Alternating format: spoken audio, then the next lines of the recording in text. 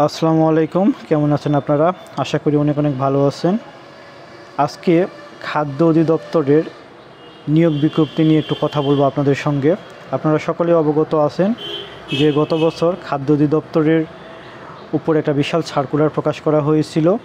তো এই সার্কুলারের আবার গত 9 মার্চ 2025 নতুন করে কিছু পদ যুক্ত করে 1791 পদের বিশাল এক সার্কুলার প্রকাশ করা হয়েছে। তো এই সার্কুলারের টোটাল 25টি পদ আছে। তো এই 25টি পদের বিভিন্ন পদ নিয়ে আপনারা জানতে চেয়েছেন যে কোন পদের সুযোগ সুবিধা কেমন, কোন পদের পরীক্ষা পদ্ধতি কেমন। তো সব নিয়ে পর্যায়ক্রমে আলোচনা করব। তো আজকে আলোচনা করব 25 নম্বর পদ এক্সপেরিমেন্ট নিয়ে। এক্সপেরিমেন্টের কাজ কি, এর সুযোগ সুবিধা কি, স্যালারি কত এবং পরীক্ষা পদ্ধতি কেমন হবে, এই বিষয়গুলো নিয়ে যাবতীয় আলোচনা আপনাদের সঙ্গে করব ইনশাআল্লাহ। হয়তো অলরেডি আপনারা সকলেই জানেন যে এক্সপেরিমেন্ট এই পদের গ্রেড হচ্ছে 19তম গ্রেড। এই গ্রেডের যে বেসিক স্কেল সেটা হচ্ছে 8,500 টাকা এবং এইটা পর্যায়ক্রমে বাড়তে বাড়তে 20,570 টাকা পর্যন্ত পৌঁছাবে।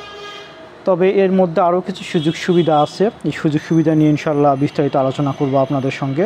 পুরো ভিডিও জুড়ে আপনারা থাকবেন আশা করি।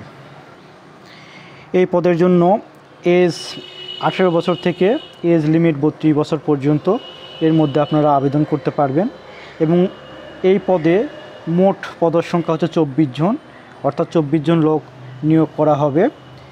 আর এই পদের জন্য যোগ্যতার কথা উল্লেখ করে দেওয়া আছে, হয়তো বা আপনারা দেখেছেন যে যোগ্যতা হচ্ছে আপনারা আপনাদের মাধ্যমিক পাস হতে হবে। এটা ভোকেশনাল থেকে হতে পারেন এবং মাদ্রাসা শিক্ষা বোর্ড থেকেও হতে পারেন, কোনো সমস্যা নেই। তবে এইটা আপনাদের মাধ্যমিক যোগ্যতা থাকতে হবে এবং সমমান হলেই হবে। হ্যাঁ, আর এখানে একটা গুরুত্বপূর্ণ বিষয় হচ্ছে পরীক্ষায় উত্তীর্ণ সহ শারীরিকভাবে সক্ষম হতে হবে। এই বিষয়টা খুবই গুরুত্বপূর্ণ। এই পদের জন্য স্পেশালি শারীরিকভাবে কতটুকু আপনি সক্ষম সে বিষয়টা খুব গুরুত্ব সহকারে দেখা হয়, কারণ এই পদের কাজ হচ্ছে এক্সপেরিমেন্ট। তো এখানে বিভিন্ন কীটনাশক নিয়ে কাজ করতে হয়। তো অনেকের কীটনাশকে তো বিভিন্ন ধরনের সমস্যা থেকে থাকে। এই সমস্যাগুলো ওনারা পরীক্ষা করবে, এগুলো থাকলে অনেক সময় আপনারা অযোগ্য বিবেচিত হতে পারেন। বাকিটা আলোচনা করব। পুরোপুরি যখন আলোচনা করব তখন আপনারা বুঝতে পারবেন যে কেন শারীরিক সক্ষমতা প্রয়োজন। তো তার আগে আমি সুযোগ সুবিধা নিয়ে আপনাদের সঙ্গে আলোচনা করি। তো আগেই বলেছি যে এর বেসিক হবে 8,500 টাকা থেকে 20,570 টাকা। এছাড়াও অন্যান্য কিছু সুযোগ সুবিধা পেয়ে যাবেন, কারণ একটা রাজস্ব চাকরি। আর রাজস্ব চাকরির সুবিধা হচ্ছে আপনারা পেনশন অবশ্যই পাবেন, মানে চাকরি থেকে রিটায়ার্ড করার পর আপনারা পেনশন পাবেন। তো রিটায়ার্ড করার বয়স হচ্ছে বর্তমান 59 বছর, মানে 59 বছর পর্যন্ত আপনারা জবটা করতে পারবেন। তো এরপর আপনারা আপনাদের রিটায়ার্ড করতে হবে। রিটায়ার্ডের পর আপনারা যে পেনশন সে পেনশন পাবেন এবং 19তম গ্রেডের আনুমানিক আপনারা পেনশন পাবেন প্রায় 40 থেকে 80 লাখের মতো। এর মধ্যে হয়তো আপনার কাজের উপর নির্ভর করবে, যে যত ভালো পারফরমেন্স করবে তার উপর আপনাদের যে পেনশন সেটা নির্ভর করবে। তবে এটা সর্বনিম্ন 40 লাখের মতো হবে ইনশাল্লাহ। তো এছাড়াও আরও কিছু সুযোগ সুবিধা পাওয়া যায়, যে চিকিৎসা ভাতা পাওয়া যায়, শিক্ষা এবং পাশাপাশি বোনাস পাওয়া যায় এবং পাশাপাশি ইনক্রিমেন্ট থাকে এবং পেনশন ফান্ড তো আছেই, আগেই বললাম। এছাড়াও ঘর ভাড়া বাবদ, মানে বাসা ভাড়া বাবদ মোট বেসিকের 55 থেকে 60% আপনাদের দেওয়া হবে মোট বেসিকের। তো আপনাদের বেসিক কত সেটার উপর আপনি হিসাব করলেই পেয়ে যাবেন যে আপনাদের ঘর ভাড়া কত আপনারা পাবেন। এইবার আসি যে এক্সপেরিমেন্টের কাজ কি, এটা নিয়ে আপনারা সকলে প্রশ্ন করেন, হয়তোবা আবেদন করতে গিয়ে অনেকের প্রশ্ন আসে, না জেনে আবেদন করেন। তো বিস্তারিত তথ্য আপনাদের দিই যে এক্সপেরিমেন্টের প্রধান কাজ হচ্ছে মূলত খাদ্য অধিদপ্তরের কাজ কি। খাদ্য অধিদপ্তরের কাজ হচ্ছে যে বিভিন্ন খাদ্য সম্পর্কিত যে রক্ষণাবেক্ষণ, যে দেশের বাহিরে যে খাদ্য আসে কিংবা দেশের কৃষক যে খাদ্য উৎপাদন করে সেগুলো সরকার নির্দিষ্ট দামে কিনে নেয়, নিয়ে এগুলো সংরক্ষণ করে। আবার দেশের বাইরে থেকে বিভিন্ন খাদ্য আসে, সেগুলো সংরক্ষণ করতে হয়। তো এটা তো জেলা পর্যায়ে, থানা পর্যায়ে বিভিন্ন খাদ্য গুদাম থাকে। এই খাদ্য গুদামে আটা, চাল, সুজি, এই জাতীয় চা, এই জাতীয় বিভিন্ন হচ্ছে খাদ্য সংরক্ষণ করা থাকে। তো এক্সপেরিমেন্টের প্রধান কাজ হচ্ছে এই খাদ্যগুলো যখন নির্দিষ্ট একটা কক্ষে সংরক্ষণ করা হয় তখন অনেক সময় ছত্রাক, বিভিন্ন পোকা এগুলো এই খাদ্যগুলো নষ্ট করে ফেলে।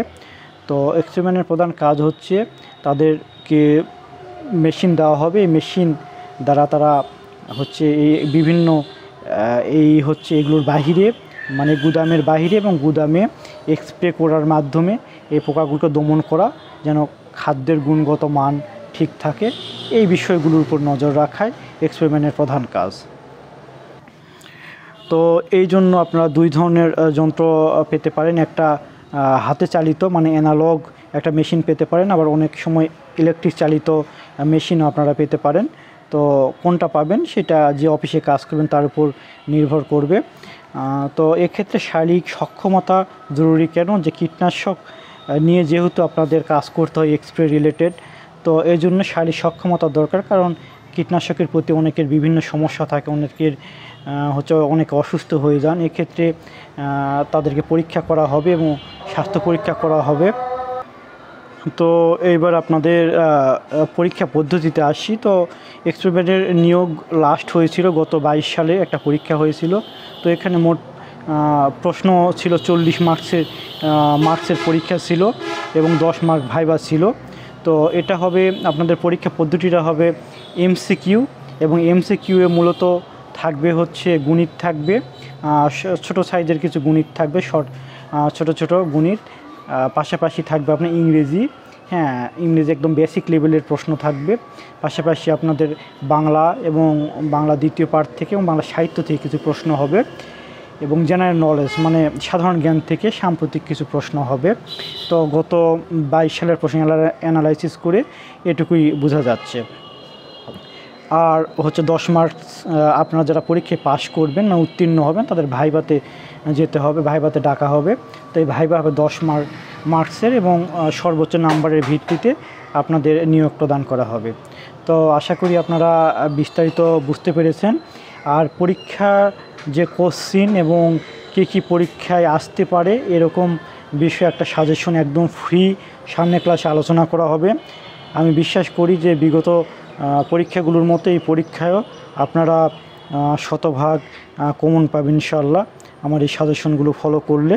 তো আপনারা সামনে যে সাজেশন দেওয়া হবে তার উপর চোখ রাখুন, এবং এর জন্য আমার পেজটাকে, ফেসবুক পেজ এবং পাশাপাশি ইউটিউব চ্যানেলকে সাবস্ক্রাইব করে রাখবেন, এবং ফেসবুক পেজে আপনারা ফলো দিয়ে রাখবেন, কারণ এখানে নতুন নতুন তথ্য দেওয়া হয়।